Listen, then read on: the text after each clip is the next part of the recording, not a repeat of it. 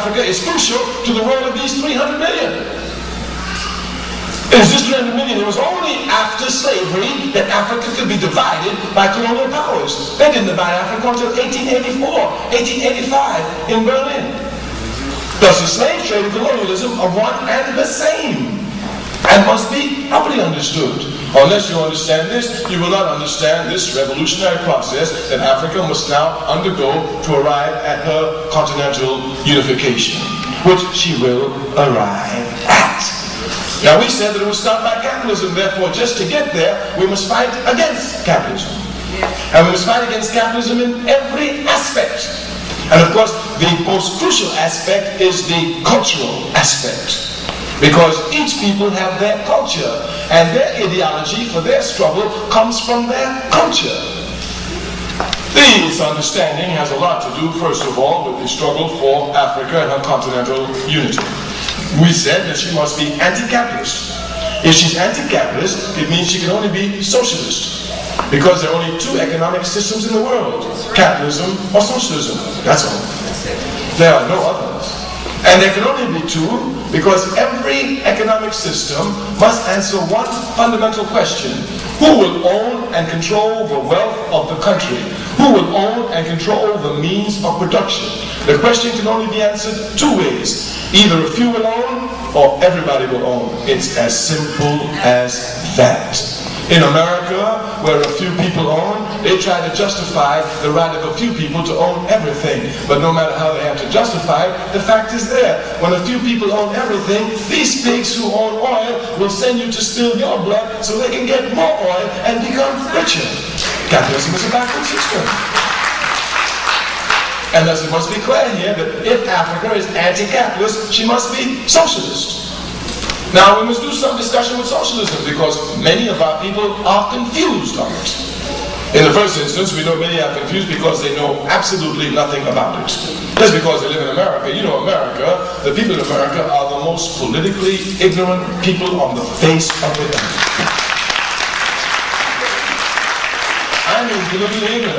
I live outside of America. You know, when a revolutionary regime seizes power, they burn all reactionary books. They ban all reactionary magazines. When a reactionary group seizes power, they burn all revolutionary books. They ban all revolutionary magazines. But in America, they ain't got to burn or ban nothing. They leave in the library. You don't read it. You ain't got to worry about you. Matter of fact, you don't even read your history books. If you don't get on television, you ain't gonna look for it. So we know the people in America are just ignorant, yet ignorant, made arrogant in ignorance, and since the system is racist, when it comes to us, it's double dose of ignorance. I mean, so just when we say we have to struggle against this system, we mean in every aspect. And the aspect that we must struggle against is in the aspect of its ideas. This socialism must come to be properly understood. We know nothing about it, and yet we take position against it. One man told me, well, you know, the reason I'm against socialism is because it comes out of Europe. Who told you that? I mean, who told you it came out of Europe?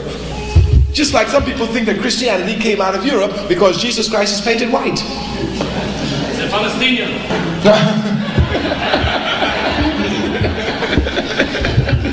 Yes. So everyone is getting confused everywhere. No. Socialism can't come out of Europe. Socialism is a universal truth. The laws of gravity are called Newton's laws in America. But you can't think that Newton invented that the body falls at the rate of 32 feet per second squared. Newton cannot invent that. The best we can say about Newton is that he is an astute observer. That's all. If I'm in Timbuktu doing any experiment with the laws of gravity, I come to the exact same conclusion that Newton came to, that a body in motion tends to stay in motion unless stopped by an outside force. Newton cannot invent this. Karl Marx cannot invent socialism. It's a universal truth. The best we can give him is an astute observer.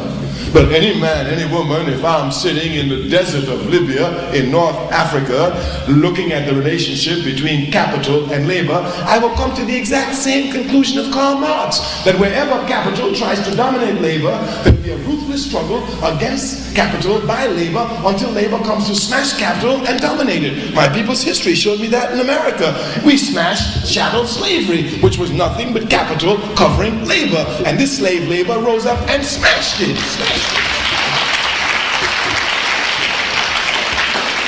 So the laws of socialism are for everybody. Karl Marx's great contribution to humanity was not in the area of socialism. His real contribution was in the area of dialectical and historical materialism.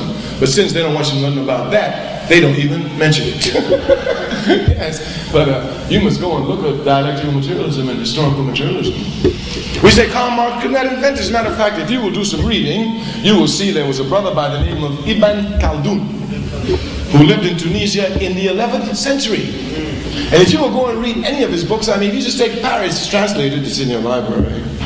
If you will go and just, we have people, we can dance. I got nothing against dancing, but we should just dance over the library.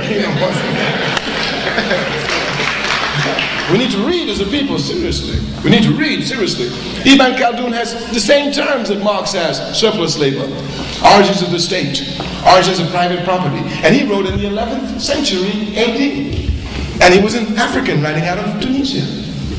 Consequently, once you know your history, don't get confused. Socialism is a universal concept. As a matter of fact, the very values of socialism come from communalism. And communalism rested in Africa very, very, very, very long. As a matter of fact, if one would look properly at these values of communalism and socialism, one will see that Africa has the chance at being quickly arrive at a unified socialist continent. Because communalism rested a long time, capitalism never had a foothold in our continent. And feudalism never reached to the terroristic aspects it's reached other areas. Thus, these communistic aspects of our values are still prevalent, and we will show it to you as we discuss more and more. Thus, we must understand what Pan-Africanism is. Pan-Africanism is an objective. The objective is a unified socialist continent. This objective was an evolutionary objective, us moving to unify our continent. It was stopped by capitalism. In order for it to continue, it can only continue as a revolutionary anti-capitalist movement imposing the economic system of socialism upon the African continent. Thus, you have a clear understanding of this scientifically, not based on anybody's thinking. So, Pan-Africanism is not an ideology, it's an objective. It can be achieved. Our ideology must come from our culture, and our culture certainly is different from others, because each people, using their own intelligence, finding themselves in any other area of the world, using the natural forces there, come to try to adjust life to make it amenable for human living, just like in every other society. So, the cultural form is different, but in essence, it's all the same. Each people trying to make the forces of nature adaptable to the best possible living conditions. It's as simple as that. We say everybody will have different aspects of their culture. Let me give you an example. If you will look at the culture of Europe and the culture of Africa on the relationship to religion, you will find big differences. Of course, once you look at the history of Africa, you come to see and understand these differences. Africa's relationships with religions and Africa's relationship with spirituality is almost one and the same. I mean, the African people are very spiritual people, so much so that today they are more religious than just about any other people. I mean, they're more religious than those who gave them religions. I mean, it can be seen in our life. We are more enthusiastic about religion than we are about any other aspect of our life. I say jokingly all the time, but of course it has a serious base. If on any given Sunday, just in America alone, I can collect the energy that we give off at church services, put them all together, and direct them against the enemy, we would have been freed yesterday.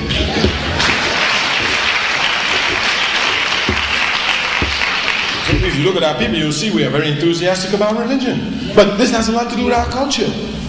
Africa gave monotheism to the world, belief in one God. It was given to the world by Africa. Africa gave Judaism to the world. It was given to the world by Africa. Yes, you must know the first Jews in the world were Africans. You have to know this. It's your history. And I'm not going to send you to Dr. Ben. No, if you think he's crazy, I'm going to send you to Sigmund Freud.